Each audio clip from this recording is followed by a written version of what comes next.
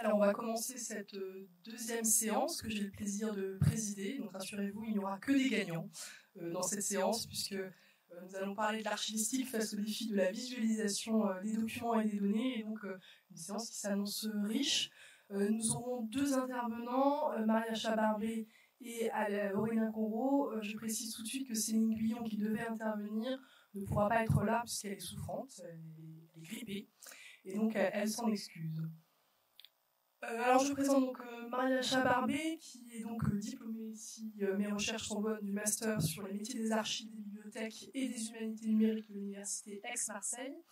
Vous avez, me semble-t-il, un profil tourné vers l'enseignement supérieur et la recherche, puisque vous avez travaillé à la Maison méditerranéenne des sciences de l'homme, c'est ça, au DECAS, aussi au département éducation, culture, affaires sociales des archives nationales.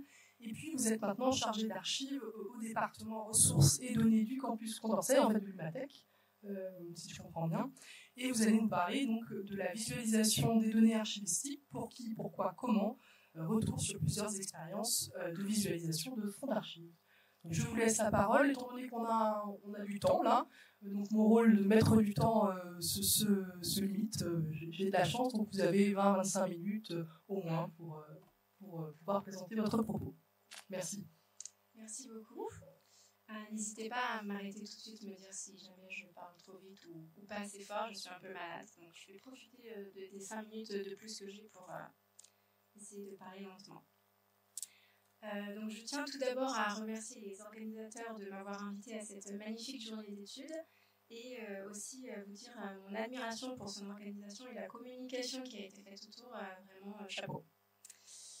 Alors en 2020, alors que comme certains d'entre vous, je m'apprêtais à terminer ma dernière année de master archives, j'ai eu l'opportunité de travailler à la Maison méditerranéenne des sciences de l'homme à Aix-en-Provence, la MMSH, et aux archives nationales, et d'y traiter 4 fonds.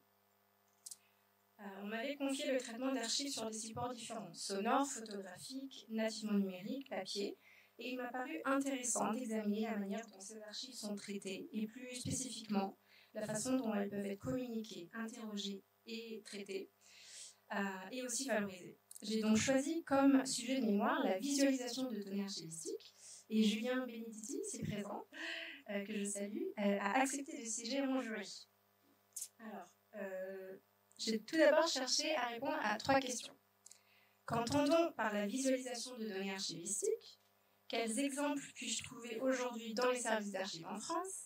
Et enfin, la visualisation nécessite-t-elle des compétences particulières? Autrement dit, est-ce que je suis capable de le faire? Comment? Combien de temps ça va me prendre? Et est-ce que ça va m'être utile? Donc, dans son article, Julien Pomard définit les données archivistiques comme étant des données descriptives et d'autorité liées aux documents d'archives et à leurs producteurs, qui sont pour la majorité produites par les services d'archives.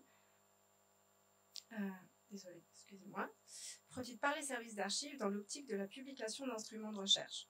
De fait, les catalogues documentaires, inventaires, etc. constituent des conteneurs de données archivistiques. Je suis donc partie à la recherche dans les services d'archives. Alors, il est important de souligner que plusieurs sites web des centres d'archives présentent déjà des données archivistiques sous forme de listes de tableaux, mais aussi parfois de façon arborescente. Donc, 2 modes de représentation relativement classiques. Plusieurs services utilisent principalement les cartes comme outil d'orientation dans les fonds. Donc ici, on peut apercevoir le site des archives départementales des Hautes-Alpes qui offre un accès thématique aux archives d'une commune par le biais d'une carte interactive du département.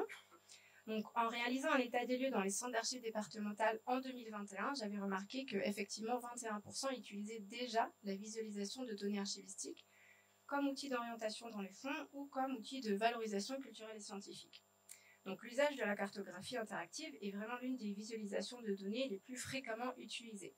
On a par exemple les archives départementales du Loiret, donc qui utilisent une carte interactive pour représenter les blasons des communes, ou encore la plateforme de données Léonore qui a obtenu une nouvelle mise en forme en mai 2021 et offre un modèle à la fois de carte interactive et de frise chronologique pour visualiser les données des dossiers de titulaires de l'ordre de la Légion d'honneur. Un autre modèle de représentation des archives par le biais d'une frise chronologique est celui des archives départementales de l'Aviron, qui présentent les journaux du département pendant la Deuxième Guerre mondiale.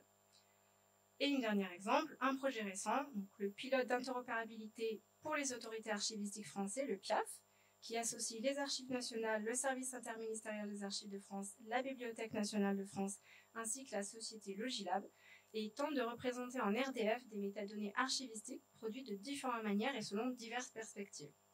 Pour produire une interface de recherche et d'exploitation analytique et graphique qui soit à la fois dynamique, ergonomique et signifiante, sans pour autant sacrifier la granularité informationnelle et la lisibilité.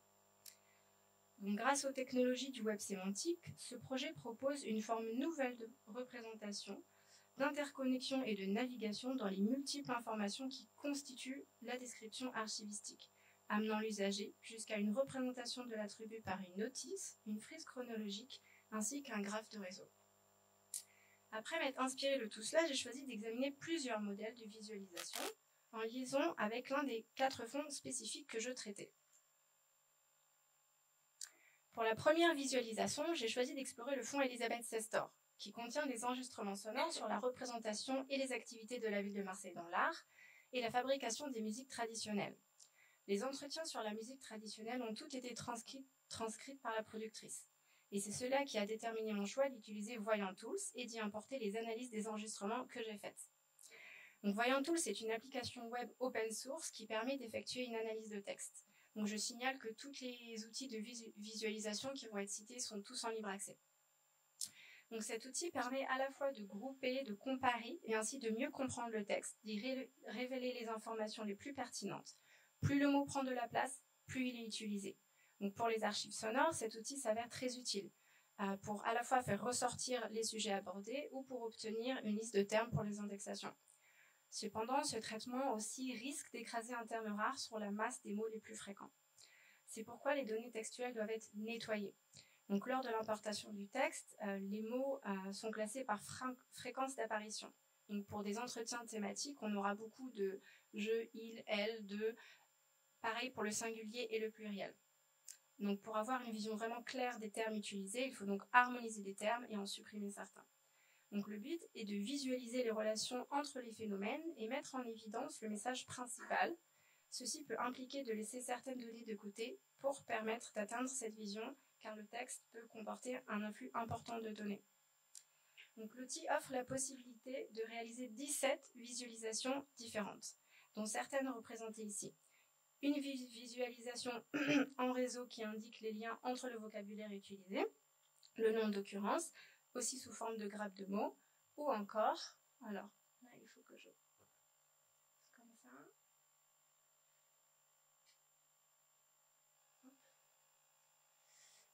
Alors, ou encore cette carte interactive. Donc vous pouvez voir qu'il en fait géolocalise tous les lieux qui sont cités dans mon texte, un par un, et les relie entre eux. Plus le point est large, plus le lieu il est cité. Donc si je clique sur Marseille, je vois qu'il est cité 14 fois, et qu'il est en relation à la fois avec Naples, New York et Montréal.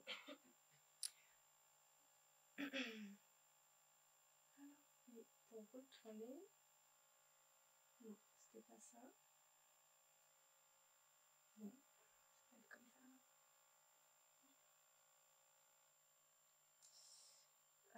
Donc toutes les visualisations sont interactives. Elles peuvent être exportées en CSV, PDF, en lien URL, ou aussi être embarquées dans d'autres systèmes de gestion de contenu à l'aide d'un plugin Iframe.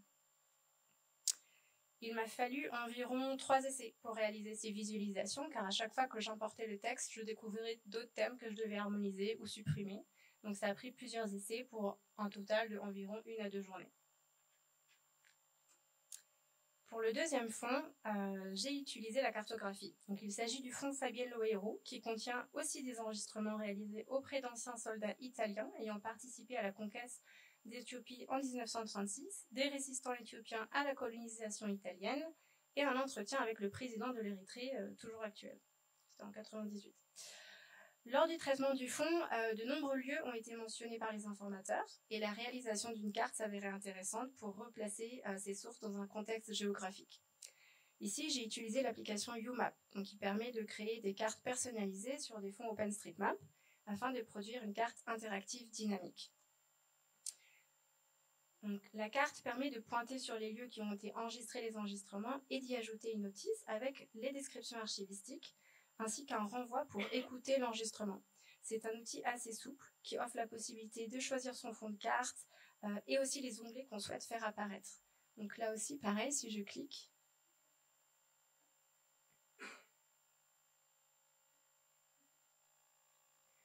j'ai décidé de limiter en fait exprès la carte pour voir la Corne de l'Afrique. Pourquoi ? Parce que si j'allais mettre la carte du monde entier ou au moins tout le continent, les points, on n'allait pas les voir. Donc ça perdait aussi de son objectif. On peut zoomer dans la carte et on peut cliquer et on a donc une cassette, la date où elle a été prise, l'heure, les informateurs, l'intitulé, la langue, le renvoi vers la base de données pour écouter et la description de l'enregistrement.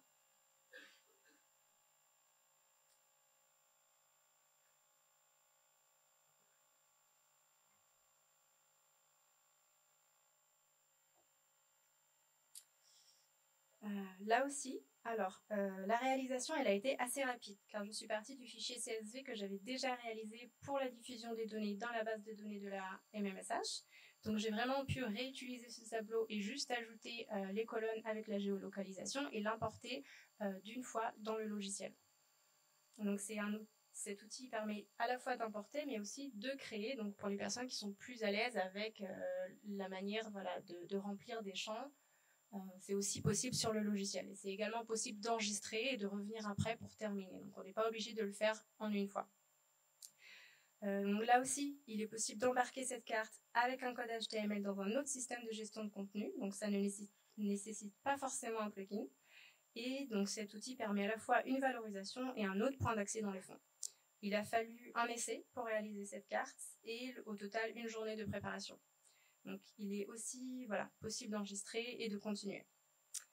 Il y a un second fonds qui a aussi bénéficié d'une carte, c'est le fonds Marsegast, qui contient à la fois des archives sonores, des archives photos, du papier, et qui résulte des recherches de l'ethnologue marseillais sur l'alimentation de l'agriculture au Sahara, au Yémen et en Kabylie dans les années 1960-1970. Il s'agit ici de la plateforme Navigate, qui, grâce à un moissonnage d'un entrepôt OAI, récupère les données archivistiques et offre, à côté d'autres données issues de plusieurs instituts et de projets de recherche en sciences humaines et sociales, un autre point d'accès et de valorisation. Donc c'est une réalisation de l'UMR Passage du Centre d'information scientifique et technique Regard, dans le cadre du consortium Imagéo, qui est supporté par la très grande infrastructure Humanité Numérique. Sous forme d'une carte interactive, il est possible d'opérer une recherche par mots-clés. Les critères de recherche peuvent être les dates, les lieux, le nom ou autre forme ou autre terme. Les résultats qui s'affichent sont ceux qui sont indexés dans les métadonnées, donc ça permet vraiment une recherche un peu plus approfondie.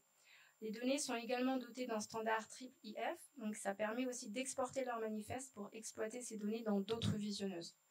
Donc il s'agit là vraiment d'incorporer ces données archivistiques dans une visualisation qui regroupe plusieurs autres données de plusieurs autres plateformes et projets de recherche, et ça démontre comment l'interopérabilité peut aussi être mise en valeur et donner un autre sens à ces données archivistiques. L'avant-dernier, visualisation par infographie, donc appelée aussi image de synthèse ou historiogramme, l'infographie est une représentation visuelle d'une grande collection d'informations. Celles-ci sont souvent accompagnées de courts textes de présentation, de citations ou d'autres textes qui décrivent le sujet ou les relient à une collection de visualisations. Le but principal d'une infographie est d'explorer un sujet complexe et complet, bien que l'infographie propose généralement plusieurs éléments de données quantifiables et statistiques, elle ne conduit pas toujours le spectateur à une seule conclusion. Pour le fonds Marsegast, il m'a semblé pertinent de réaliser une infographie combinant une frise chronologique et des graphies pour représenter les thématiques de chaque support archivistique.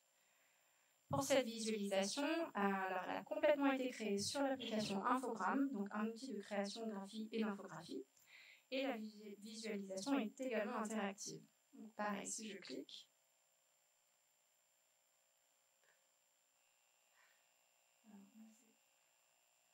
on peut voir, il y a un petit texte de présentation, une frise chronologique, et on a les petits graphiques qui apparaissent. Donc pour les photos, on peut voir par exemple que presque 43% de toutes les photos, 270 font partie du thème de l'alimentation, la musique, et pour les archives sonores, par exemple, on a les enquêtes. Donc les enquêtes orales au Yémen, c'est 36 enregistrements au total.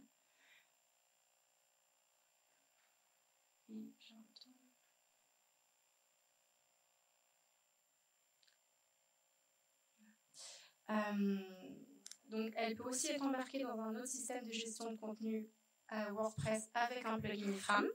Et là aussi, c'est possible également d'enregistrer et de continuer plus tard. Il a fallu au total à peu près une journée aussi pour réaliser cette infographie. Pareil, un essai. Pour le dernier fonds, il s'agit des archives de l'Institut national de la recherche pédagogique. Donc, je me suis inspirée des travaux de Martin Grandjean, ici présent aussi, qui présentait notamment une visualisation arborescente d'un plan de classement. Et comme l'instrument de recherche de l'INRP avait plusieurs niveaux de description, je trouvais cela intéressant d'explorer ce modèle de visualisation. J'ai donc contacté M. Grandjean en 2021, je ne sais pas si ça s'en rappelle, pour lui demander comment il avait fait. Et il avait mentionné l'utilisation de l'outil Gephi pour créer ces visualisations. Malgré de nombreux essais et la date de ma soutenance approchante, j'ai dû me résigner à abandonner faute de temps. J'ai donc opté pour une autre type de visualisation arborescente à l'aide de l'outil Scosplay, réalisé par Thomas Francard. Cet outil permet de créer des systèmes d'organisation des connaissances qui utilisent le modèle de données SCOS dans des documents HTML ou PDF et de les visualiser à travers des représentations graphiques. Après avoir rempli mon tableur, donc plusieurs modèles sont fournis par la plateforme, donc pareil, j'ai trouvé ça très utile. Il est possible de les convertir en RDF et de réaliser plusieurs visualisations interactives arborescentes, dont celle-ci. Donc un arbre dépliant qui reprend à peu près le même modèle qui nous a été montré par la proposition qu'on a eue ce matin. Donc mon objectif était de déplier toutes mes branches et de voir si je peux montrer mon plan de classement en une fois par cet arbre dépliant. Mais j'étais insatisfaite des résultats, déjà parce que ayant copié mes intitulés, donc uniquement les balises Unit Title, on peut voir que j'ai des intitulés qui se croisent. Des fois c'est par la gauche, des fois c'est par la droite, et je trouvais que la lisibilité elle était pas claire. Donc j'ai retravaillé mon tableau Excel, j'ai retravaillé mes analyses, j'ai fait des mots plus courts et j'ai essayé de faire avec une visualisation circulaire. Et là aussi, j'étais insatisfaite des résultats. Donc c'est même pas la totalité de mon plan de classement, je suis peut-être à 30% de mon plan de classement et plus on va plus loin, plus c'est encore moins lisible. Alors que techniquement, c'est une visualisation qui est interactive, donc on peut cliquer sur une branche et elle s'ouvre et on voit encore plus les niveaux. Mais même là aussi, on peut voir inspection, ça se coupe et des fois, on a la fin du mot qui ressort de l'autre côté. Donc pareil, c'était pas lisible. Donc, il m'a fallu de nombreux essais pour obtenir ces visualisations. Mais même si j'ai pas réussi à aller jusqu'au bout de mon objectif, je tenais tout de même à vous présenter ces deux exemples, car je trouve qu'ils illustrent l'importance de bien choisir son modèle de visualisation en adéquation avec la manière dont sont structurées nos données. Donc ce qu'on peut retenir, c'est que la visualisation est un outil qui permet de produire un contenu graphique qui ne soit pas seulement une illustration, mais sert également à présenter et diffuser un véritable contenu scientifique. Les fonds d'archives sonores ont été les plus faciles à visualiser, en raison du volume plus réduit des archives. Une carte interactive représentant les lieux des fonds qui sont cités dans les archives de l'Institut national de la recherche pédagogique n'aurait pas eu le même impact que celle réalisée pour la présentation et l'orientation dans les fonds de Fabienne Mohéro. De la même façon, une présentation d'un plan de classement d'un fonds qui regroupe 2 corpus n'aurait pas apporté d'informations essentielles. Donc, lors du traitement des fonds, c'est bien cette dimension, l'apport scientifique de la visualisation, qui a été l'enjeu majeur lors du choix de chaque visualisation. Enfin, Voyant Tools, c'est un outil intéressant, puissant, qui peut s'avérer utile pour générer des mots-clés ou obtenir une représentation rapide d'une masse de données textuelles, mais elle est probablement plus pertinente pour le chercheur que pour l'archiviste. L'infographie, qui représente l'assemblage de plusieurs visualisations de données, donc plusieurs graphes, s'est avérée très agréable et utile, car elle laisse vraiment une marge de manœuvre assez importante au réalisateur, et peut aussi capter l'attention du lecteur rapidement en lui transmettant le maximum d'informations en un seul regard. Donc, pour qu'une visualisation soit efficace, il est important de trouver un équilibre entre la forme et le fond. Les données et les éléments visuels doivent s'accorder harmonieusement. Autrement dit, il s'agit de trouver la bonne visualisation pour chaque bon type de données. Ce que j'ai appris de mes expériences, c'est qu'avant tout, il faut connaître l'objectif, donc comment les données vont être exploitées et interrogées, ce que je veux faire ressortir de ma visualisation. Car ça impacte la façon dont les données doivent être structurées Et au-delà de la connaissance des outils et du langage numérique, ça nécessite parfois de savoir comment je vais renseigner mon tableur CSV ou mon fichier XML/EAD. Et surtout, bien sûr, ne pas négliger le temps que prend chaque visualisation, ou plutôt la préparation des fichiers d'import pour certaines visualisations. Donc pour conclure, la visualisation de données permet une autre représentation de l'information.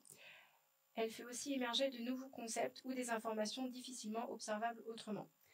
Mais elle présente aussi des inconvénients, notamment lorsqu'une seule partie des données d'un fonds d'archives est représentée, sacrifiant à l'exhaustivité. L'enjeu est davantage ici de mettre en évidence la spécificité du fonds sans l'isoler de son contexte. Sans chercher à remplacer les instruments de recherche, les visualisations peuvent être utilisées comme un support parallèle au texte, en élargissant les modes de représentation et de présentation de fonds. On passe d'une liste d'indexation à un nuage de mots, d'un index de lieux à une carte. Par leur potentiel de synthétisation, de clarification, les visualisations constituent une véritable porte d'accès dans le big data. Donc, j'espère que ces exemples vous ont donné l'envie à certains d'en tester et aux futurs archivistes dans cette salle d'oser d'aller encore plus loin, d'expérimenter, de proposer de nouvelles façons de voir les choses, de partager vos résultats comme vos échecs, pour avancer et réfléchir ensemble sur de nouveaux modèles de visualisation de données archivistiques. Merci.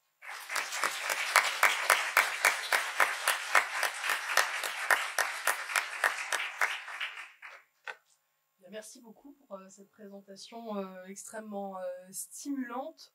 On perçoit bien, je trouve, dans votre présentation, et notamment dans les derniers exemples que vous avez montrés, comment une visualisation peut aussi rendre compte du principe de provenance qui est cher aux archivistes. Et je me posais justement, enfin je me permets de poser une première question, puisqu'on a un peu de temps, mais vous aurez la parole. Je me permets de poser une première question sur les relations justement entre les fonds, les producteurs, parce que l'une des difficultés qu'on a, je trouve, à visualiser des fonds d'archives, c'est qu'on a déjà on pense au pluriel des archives, et puis ce sont des relations entre les producteurs, entre les fonds d'archives, et parmi les outils que vous nous avez présentés, est-ce que vous pouvez nous dire lesquels vous semblent les plus à même, peut-être parmi d'autres outils aussi, les plus à même de rendre compte de cette complexité et de cette richesse en même temps des fonds d'archives? Alors, c'est vrai que les outils que j'ai utilisés, j'ai essayé à chaque fois de faire un fond pour chaque visualisation pour un fond. Je pense que quand on veut faire ce que j'ai montré au tout début, l'exemple du Piaf par exemple, ils essayent de faire à peu près ça en fait, de montrer un producteur, comment on peut naviguer entre les producteurs en cliquant par exemple, on a la notice des archives départementales, on clique dessus et on a directement le lien avec d'autres producteurs, d'autres fonds d'archives qui sont un peu, voilà, c'est ce qu'ils essayent de faire. Après, comme moi j'ai eu toujours qu'un producteur, peut-être cette question-là, elle était moins pertinente dans mes types de visualisation. Et au final,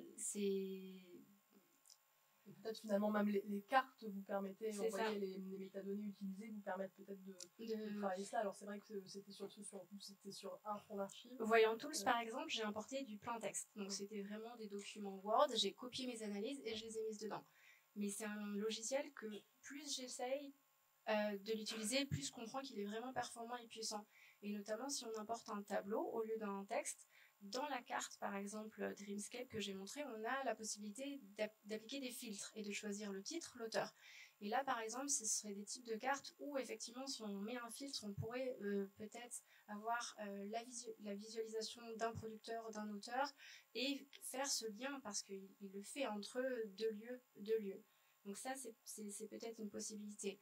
Par exemple, la visualisation de réseau des mots. Donc moi, je clique sur musique et je vois le mot musique, il est en relation avec traditionnel, avec Languedoc, avec plein d'autres termes. Donc c'est aussi quelque chose qui pourrait être envisagé avec plein d'autres termes archivistiques. Mais là, j'avais pas la main sur les filtres, j'avais pas la main sur ce que je veux montrer. J'ai uniquement la main sur le nombre de termes que je veux voir. Est-ce que je veux en voir 15? Est-ce que je veux en voir 30? Donc c'est ça où je dis que des fois, quand on veut avoir une visualisation, il faut savoir qu'est-ce qu'on veut faire ressortir. Des fois, moi, c'était vraiment à l'aveugle. Je me suis dit, j'importe mes données archivistiques, mon instrument de recherche, qu'est-ce que je vais voir? Et c'est pour ça que des fois, ça nécessite de vraiment avoir ou de refaire des imports et voir ce qui peut ressortir. Oui, puis ça pose la question de la limite aussi du traitement que l'on impose aux données aussi, quelque part. C'est ça. Jusqu'où va-t-on en tant qu'archiviste pour traiter des données en vue de visualiser? C'est ça. Par exemple, pour le fond de l'INRP, c'était carrément ça, parce que j'avais déjà rédigé mon instrument de recherche avec des analyses propres. Et pour pouvoir représenter le plan de classement, j'ai dû me retrouver à reprendre tous mes analyses pour réduire les intitulés. Mais à un moment donné, l'intitulé, quand c'est un mot ou deux mots, des fois, c'est pas clair du tout.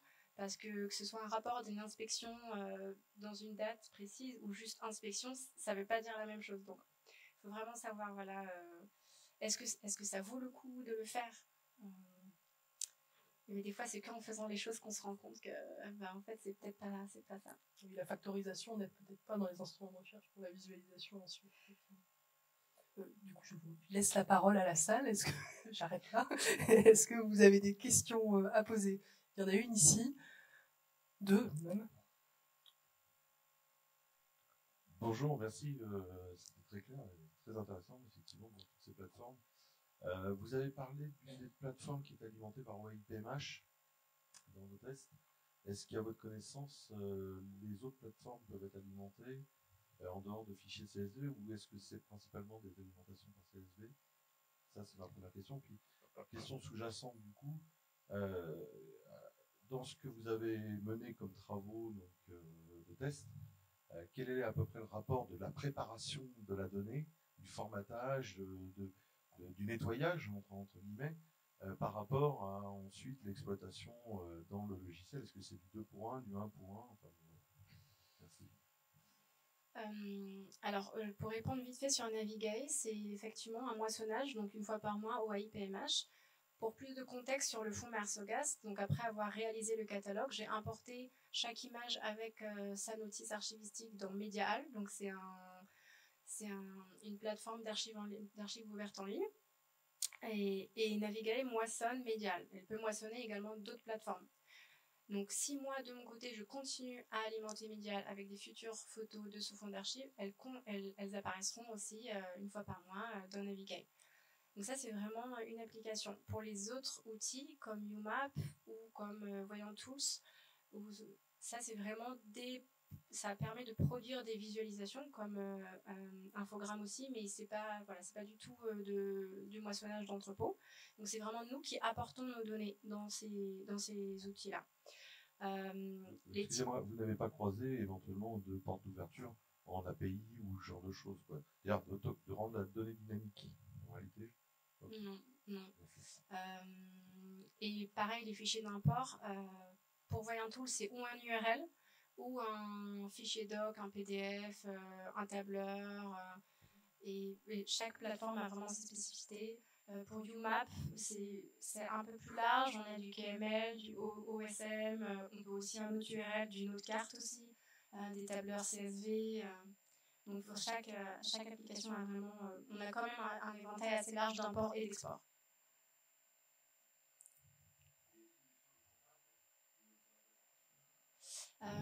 C'est ce que j'essayais à peu près de dire.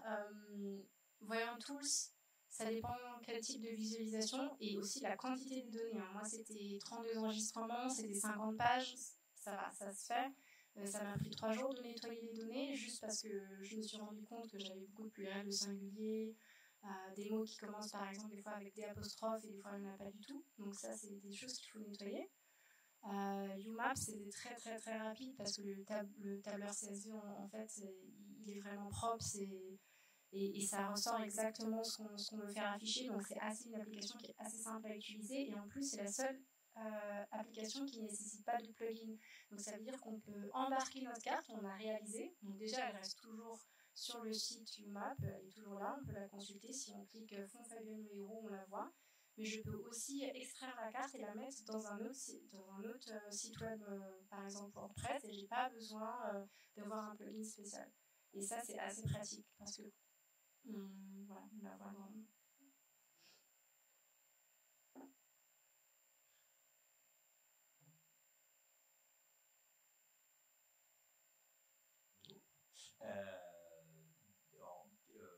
Déjà, moi, ce que j'avais beaucoup apprécié à la lecture de ton mémoire, c'est effectivement cette capacité à dire ça n'a pas marché. Et en fait, ce droit à l'échec, voilà. Et du coup, maintenant, la question, c'est, du coup, tu as fait ça dans tes premières expériences. Est-ce que, du coup, tu as pu capitaliser, t'en servir dans tes premiers emplois, ou tu n'étais pas attendu, ou tu n'as pas eu le temps, ou finalement tu as abandonné, je sais pas. Alors, oui et non. Je me suis servi de mon expérience dans mes premiers emplois, pas forcément pour faire des visualisations de données, mais pour faire de la reprise de données. Donc, c'est un autre type de visualisation, mais aujourd'hui, comme ça a été cité ce matin, il y a beaucoup de postes d'administrateur de système d'information archivistique, et c'était mon ancien poste, donc j'étais administrateur d'un SIA, et notamment la reprise de données, de bases de données vers un système d'information archivistique. Et avant de savoir quelle colonne va dans quelle balise XML/EAD pour la faire ressortir pour que ce soit visible pour les usagers, se pose cette question de savoir qu'est-ce qu'on veut faire ressortir. Parce que pas toutes les informations dans des bases de données rentrent parfaitement dans un XML/EAD. Si on a des bases de données de dossiers personnels, on a des dates de naissance. Quand on a des dossiers qui ont été faits dans des départements, on a beaucoup de choses qui forcément ne rentrent pas tous dans la balise Unit-ID ou Unit-Date. Donc il faut trouver des choses comme ça. Donc là, ça m'a beaucoup aidé. C'était vraiment de penser en fait avant cette reprise, parce que sinon on se lance dans un projet, ok, je veux faire ressortir mes données de telle manière, puis on se rend compte qu'il faut constamment reprendre, parce qu'en fait ça sort pas de la façon dont on a imaginé. Donc toujours faire cette phase de test et avoir cette idée et pas se lancer dans un projet de migration de données, de visualisation de données sans savoir déjà comment ça va ressortir.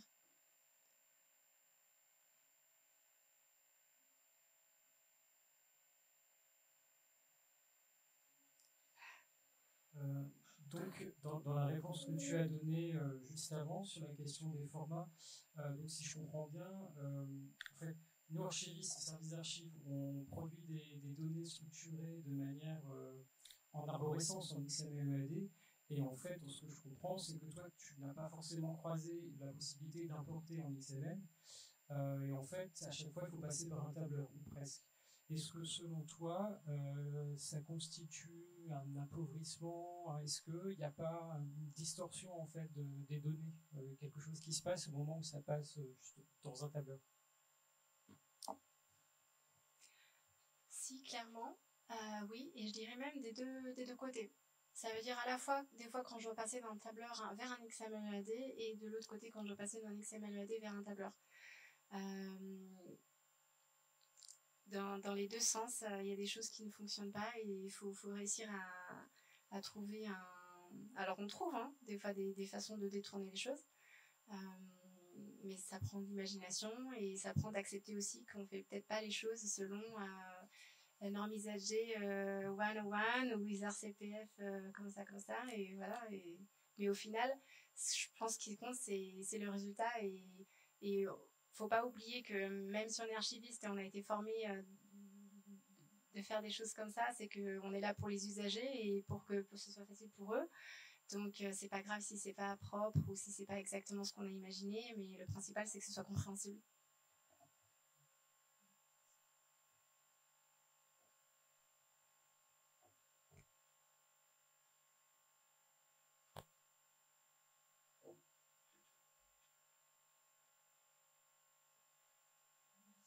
J'avais deux questions à poser. Une première plus technique. Donc, si je comprends bien, l'utilisation qui a été faite était basée uniquement, enfin pour ce qui est du texte, était basée uniquement sur la fréquence. C'est-à-dire le nombre d'occurrences dans le texte. Pour le premier, oui. Pour le premier, donc pas sur les calculs de type TF-IDF du tout. Donc c'est peut-être, enfin, effectivement, c'est un peu déceptif sûrement dans le résultat. La deuxième question que j'avais à poser, c'était sur la question des entités nommées, donc nom géographique, nom d'organisation, nom de personne, etc. Là, dans toutes les expérimentations, ça passait par un tableur en fait. Vous aviez préparé ces données-là ou vous êtes passé par un extracteur d'entités nommées? Il n'y a que la carte sur UMAP qui a été faite par un tableur et le SCOS, la dernière, quand j'ai essayé de représentation, le plan de classement. Infogramme, ça s'est fait tout sur l'application elle-même. On choisit, on décide où est-ce qu'on veut mettre notre graphe et les données un peu comme... donc j'ai dû recopier en fait, j'ai dû compter moi-même, je savais combien de cassettes, combien d'enregistrements j'avais dans tel corpus, donc je devais vraiment les taper à la main. Donc c'est que la carte, la deuxième visualisation, la carte de Fabien Lohéro sur l'application UMAP qui a été faite avec un tableur. Je ne sais pas si c'est exactement cette question-là que vous avez posée. Pas exactement, désolée.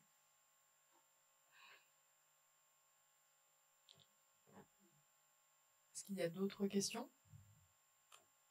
Oui. Si comme ça, là, le fond de la salle entendra, je pense que c'est mieux. Marche pas du tout. Bon. Du coup, vous avez rencontré des limites au niveau des logiciels, etc. Des limites pratiques auxquelles vous avez dû faire face. Mais est-ce que vous êtes renseigné du côté des logiciels payants? Parce que si j'ai bien compris, tous les logiciels là sont gratuits ou open source. Est-ce qu'il n'y a pas des logiciels du coup payants ou je sais que c'est un peu cher parfois, mais qui pallieraient à ces problèmes-là? Je me suis intéressée à l'outil Tableau, et parce que j'avais lu aussi sur internet, j'avais regardé effectivement que c'était un outil assez puissant, mais je n'avais pas les moyens, donc je suis restée là à regarder mais j'ai vu que c'était possible de faire pas mal de choses intéressantes. Il y a Looker Studio qui peut-être peut être aussi, je sais, qui est assez intéressant, et c'est un outil que j'ai découvert l'année dernière. Donc lui aussi permet vraiment de croiser des données et de faire des représentations assez intéressantes. Mais là aussi j'avais trouvé des limites parce qu'on peut croiser pas faire des croisements dans des croisements dans des croisements, et des fois c'est ça qui m'intéresse, pouvoir appliquer des filtres, puis au-dessus des autres filtres, puis au-dessus des autres filtres pour arriver vraiment à une information spécifique qu'on veut, et pas ou avoir tout ou avoir qu'une partie des choses. Donc c'est peut-être un peu abstrait ce que je dis. Ça se comprend. Ok. Merci.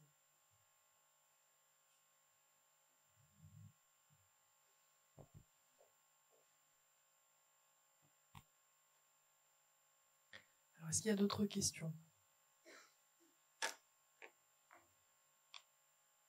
Non, moi j'en ai une dernière, je me permets.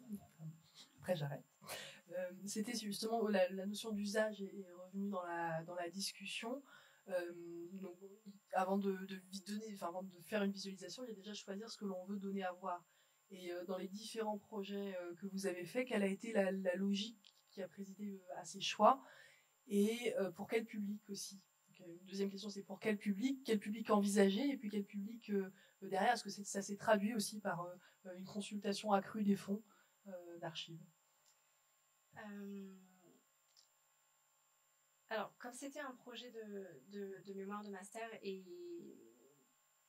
j'avais pas vraiment cette question de pour quel public, c'était plutôt pour moi, pour essayer de voir si c'est possible de le faire.